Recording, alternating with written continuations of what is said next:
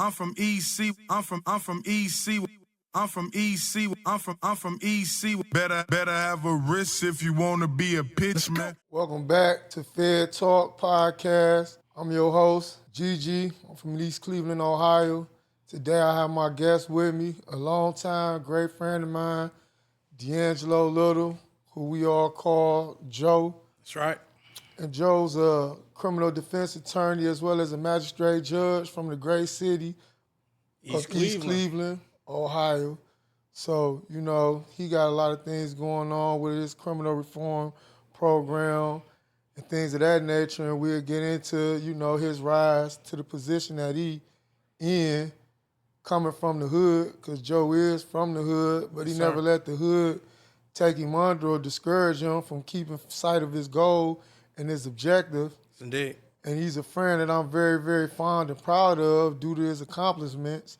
He's an alumni of Morehouse College. For those of you that's just tuning in, give you a little recap of what's the objective of this podcast. I did 125 months in federal custody in all the most dangerous prisons in the United States of America, known as the USPs, United States Penitentiary. And through that course of time, I met a lot of great brothers that I grew a bond with and I got an abundance of love for, and I always told them once I was released, I wouldn't forget them. I'll be the voice that they need to have for somebody that's free due to the fact that they're still incarcerated, and a lot of them got life or a long time that's similar to life. Mm-hmm. And my main goal, objective, and agenda is to speak on the things that need to be brought to the attention of the public's light. Because a lot of people be oblivious to what's going on inside due to lack of communication with loved ones that's in there and or just not caring about what's going on in there. And there's some really good people that's in prison that could use the help. And then there's people like you in the position, magistrate judge as well as a criminal defense attorney, who offer your help through your experience in life. All right. You know, and through your struggles and trials and tribulations, you're in a position to get help. So, you know, I just want to use my connections that I have throughout our great city of East Cleveland to help just try to help the brothers that's locked up that could use some little relief and a voice that's still pushing for them even though I'm free. Most people get out of jail and be like, fuck that. I ain't locked up no more, they don't care. Right. And it's not a good thing to me because, you know, if you struggle with somebody and you did time with them, you should want for your brother what you want for yourself, which is what they say in Islam. So, you know, inshallah, I'll be able to help bring the right attention to the problems, issues, or concerns that people go through in everyday life in prison. So, things that I'll be focusing on this podcast, again, is prison reform, prison litigation through the FTCA, which is the Federal Tort Claim Act. Explain to people why that's more important than going the Bivens route, because the Bivens Act only sues someone in their individual capacity. Mm-hmm. And through going that course in a civil court, more than likely you're going to lose due to the fact that all employees of the government have what's called sovereign immunity, right? Yeah. So, you know, as a judge, you're well aware of that. So through the FTCA, the sovereign immunity is automatically waived for any person that's working under color of the state or the government, which means an employee. Right. And the government is liable for all gross negligence, which is compensatable monetarily. And due to the fact that the law states that the judge is required to look at the plaintiff in the most favorable light, that means if you file your FTCA, you have a better chance of winning than losing. Right. So if they violate you, go in your cell, throw your stuff away, tell you to cuff up, do some coward shit, jump on you in cuffs, try to take you off camera in a cameraless area, remote area, then inflict their nefarious deeds, file your paperwork, write the names down, times, dates, all that. I'll get into the whole process of that. in the upcoming episodes. Got more guests coming on. This episode 2, I brought my good friend in who's a magistrate judge as well as a criminal defense attorney, and we'll take some time to speak about his rise to his position in life as well as the program that he has in place.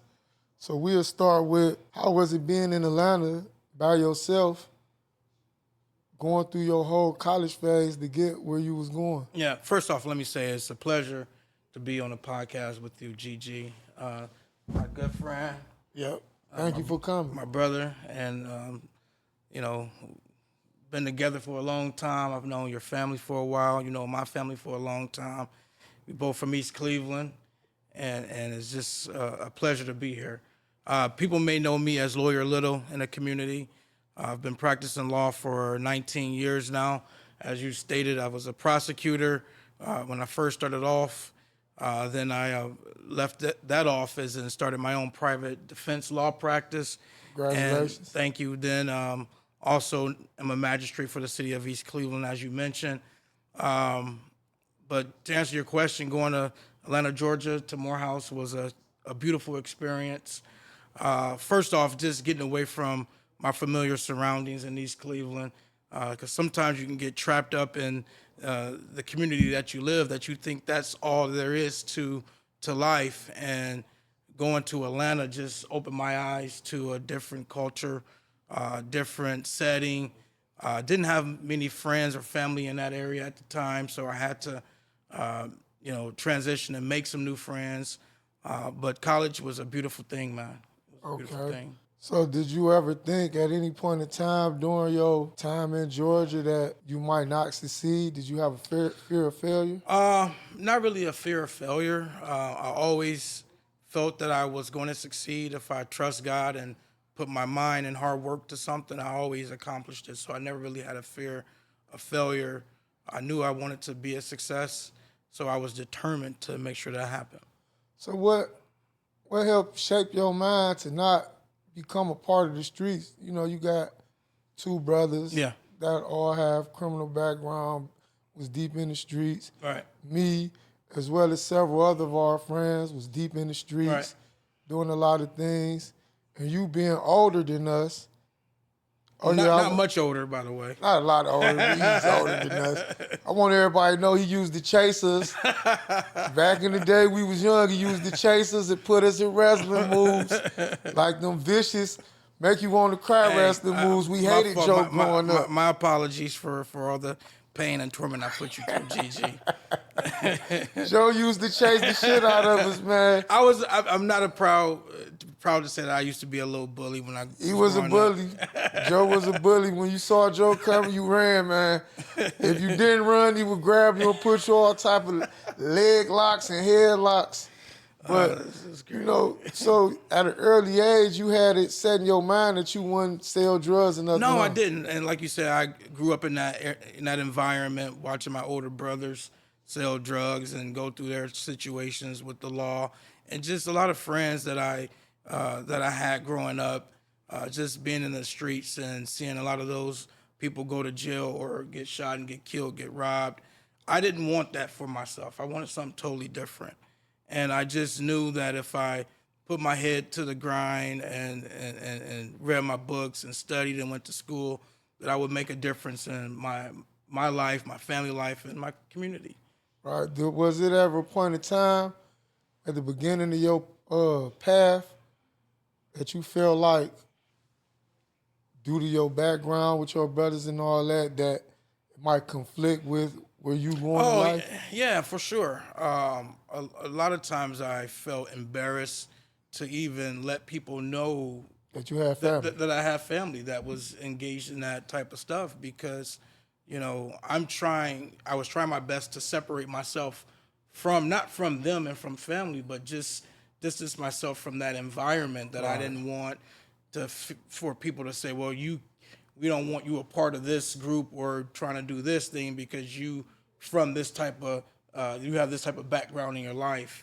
And but if you look back on it, that's what made me strong, to be honest. Just to know that I went through those things, I had that environment, and I was able to endure it, not succumb to it, just persevere and make something of myself.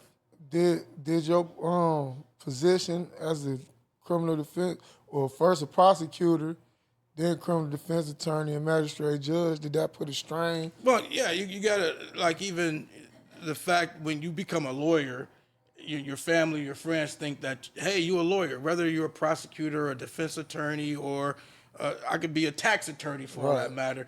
They just know you're an attorney. So if people have problems, they're gonna come to you, call me fast and say, hey, Joe, can you look this up? Can you help me out?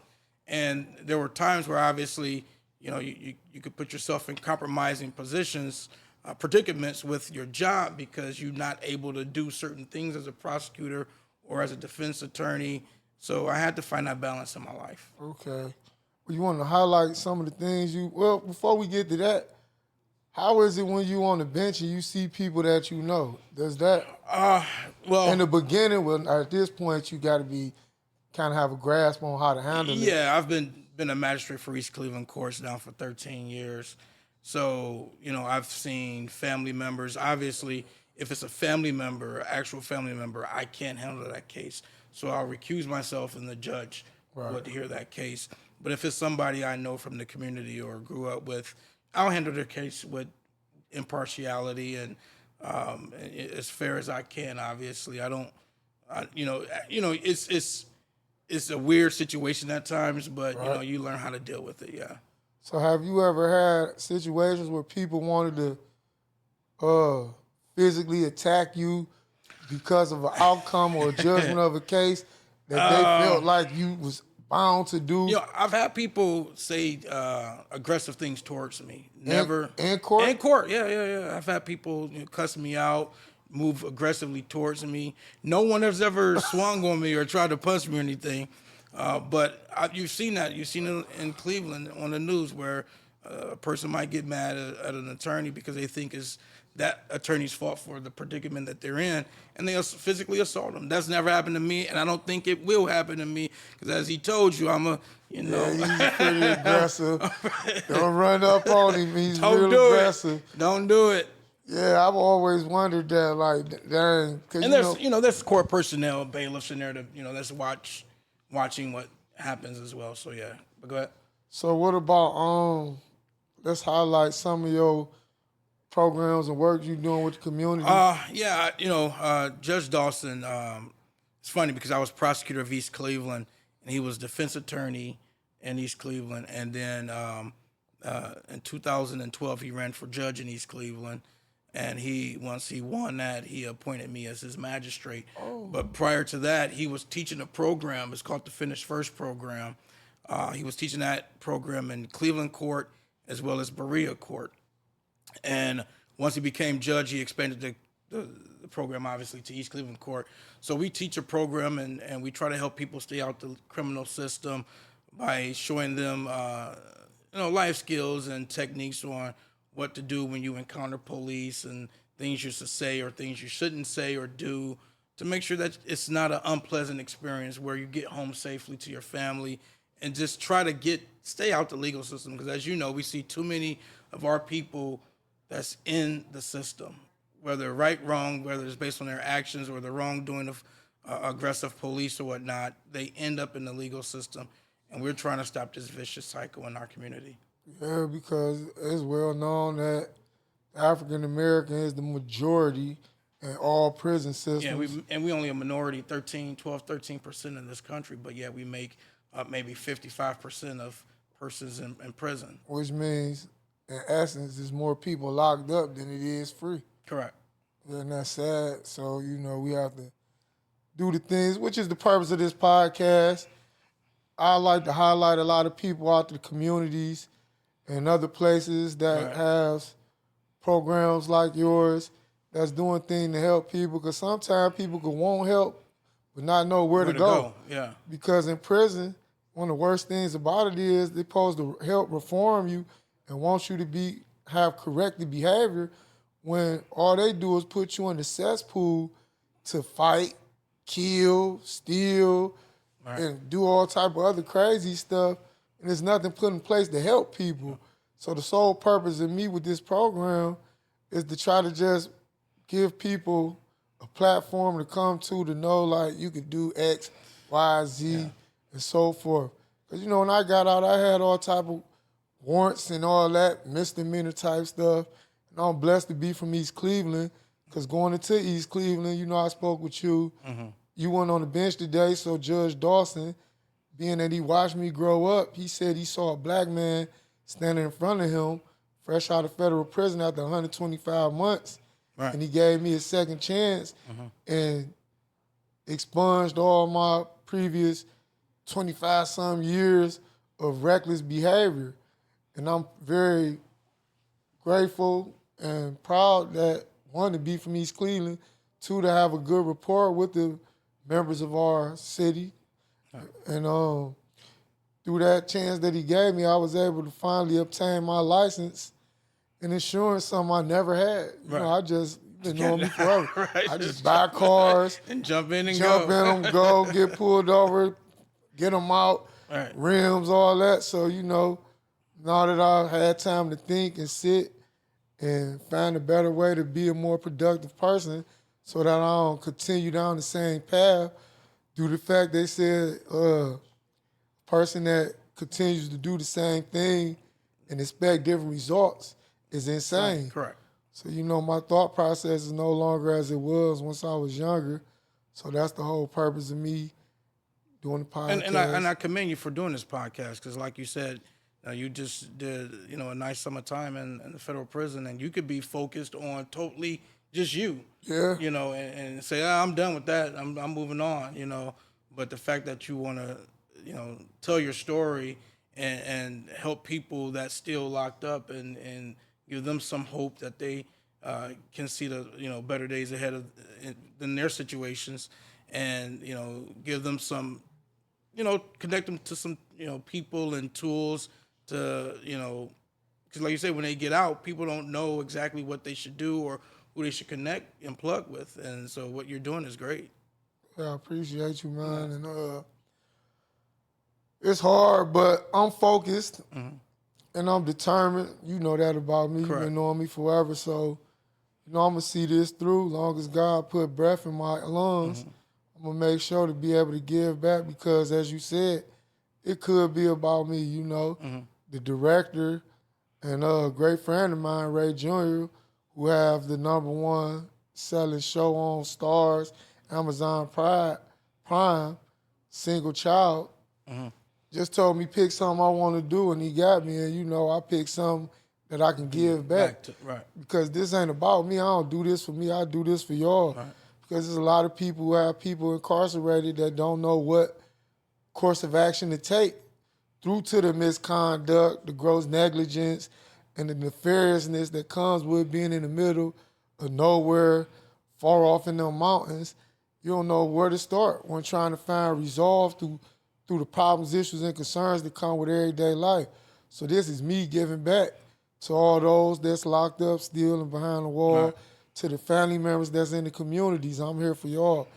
Can I ask you a question real quick? Yeah. So how often really would you say inmates get harassed, or their rights violated by prison officials? It happens on an everyday basis. Like, you got more bad staff than good staff, because they feel like if you in prison, you a piece of shit. You're not nothing. And the crazy thing about that, I'm glad you brought that up, because the United States Constitution says that any person locked up is considered still to be a slave. Mm-hmm. And that's in the 13th Amendment. Look that up. Right. So being that slavery supposed to have been abolished in the 13th Amendment, the fine print says that all people should be equal, yet unless locked up, where you will be considered still a slave. Yeah.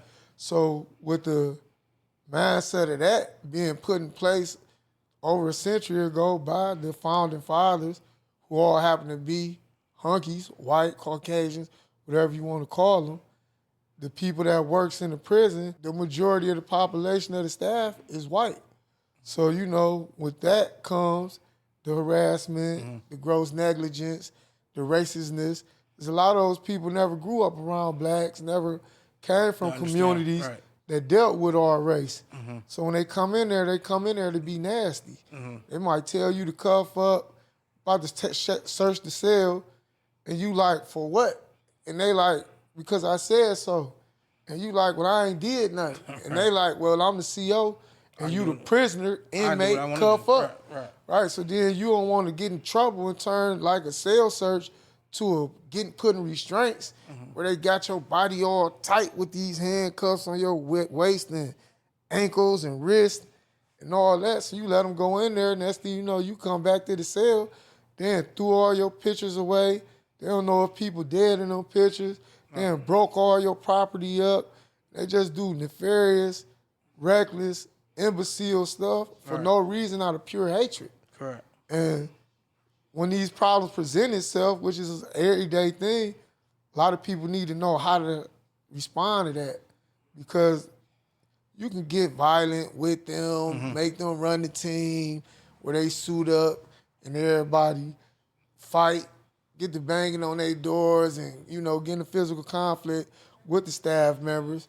We're still going to end up with you in cuffs and losing in the end, so it's pointless. Because if you can see a punch coming, why let it hit you? Right. So the best way to beat them is the age-old saying, the pen is mightier than the sword, which is one of my main objectives of this show. I fought them in the Seventh Circuit of a civil court, and I won as a pro se litigant. Right. Wow. Yeah. And for all those that don't know what pro se means, that is somebody who represents their self. Right. And I went against the American United States Assistant Attorney, and I won the settlement.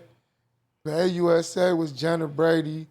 The judge was the district judge, and that civil suit case was a Ion Johnston. Okay. And it just, what I'm going to highlight through the depositions and the video footage that I have of them being nefarious is they used the might of the government against one of their own citizens, because if this is the justice system and I'm seeking justice, then why would they fight the situation when I got them dead to right with the video footage? Right. And there's case laws that says that video footage, the judge should go off that which depicted as truth in the video footage.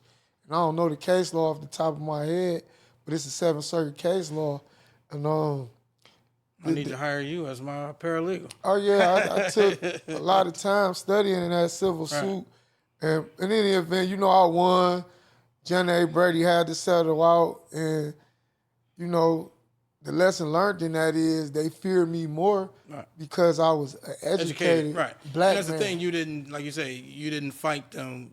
You said the pen is better than the sword. Than the sword. So instead of just trying to fight back and physically, you actually said, okay, fine, I'm gonna learn my rights, learn my rights, and I'm gonna file a lawsuit. And you got compensated for doing so. So a lot of people don't know we have what's called protected rights. When they violate your property, person, and liberty, which is all protected under the Constitution, any of them violations is compensatable monetarily. So you don't have to go through running the team, doing all that nut-ass dumb shit that's just going to get you beat up and put in restraints for. And nothing's going to really. You don't accomplish nothing by that. Right. You might teach them that you ain't going for nothing and don't play with you, but in the end, their stupidity is dangerous because they stupid enough to do some stuff that they shouldn't do, even on camera. Correct. Which is in the up-and-coming episodes, I'm exposed to y'all how they work on camera. And so the civil suit law is a very important law. For those that know it or don't know it, get into the civil suit law, the FTCA, because it's an easy win. And where they violate, you demonstrate and use your protected rights. Other than that, I appreciate everybody for tuning in. Appreciate you, Joe, for coming in for me on the last minute. Yes, sir. My pleasure. Appreciate all your work in the community. Yeah. I ask that you let your superior judge, Dawson, know I'd like to have him on. Will do. And I thank him for allowing me to have a clean slate so I can obtain my license and everything else to be more productive in the community so I can ride around and do what I need to do without having to worry about getting harassed and pulled over. It feel good to have a license for the first time ever. We was roommates before, so me in the jail cell was never strangers. Right. We like you to highlight for the audience your program that y'all have going on. All right, so it's called the Finish First program. Every Monday, I'm in East Cleveland Court from 5:30 to 6:30. All are welcome, boys, girls, men, women. Doesn't matter how young, doesn't matter how old, because we all can unfortunately encounter the police in a negative way. And we want to make sure that you know your rights and what you should do and not do when you encounter police officers and the legal system in general. And we hope that, like you say, you learned a lot going through the justice system, but it's our goal to make sure that people don't get into the legal system to begin with through making positive, good decisions to stay out the legal system. Because a lot of those experiences that you went through, you learned from them, that's great, but if you didn't go into the legal system to begin with, you could have avoided that altogether and entirely. So that's what the program is about. And, you can catch me, Lawyer Little. I'm on IG. I'm in the community. So, I might one day run for mayor of East Cleveland. So watch out. Yeah, I'm trying to see how to get on the ballot myself. There you go. All right, I'd like to say this in closing. They say knowledge is power. But I don't agree with that. Knowledge is only power with application. You Correct. can have all the knowledge in the world, if you don't do nothing with it, put it to use or share it, then it's pointless and null and void. Again, I'd like to thank @BKA Watts, my studio man, my videographer, my do-it-all guy for all his support. I'd like to highlight @EC Ray Jr. for all his support. And any problems, issues, and concerns, y'all could DM me @ECGG, the mayor, and also @IamWe, the social media platform for this podcast, FedTalk. Thank y'all. Be blessed, man. Have a nice day. Yes, sir. When you realize them guys in your pictures ain't really with you, real talk, that's when you really get richer. Really get richer.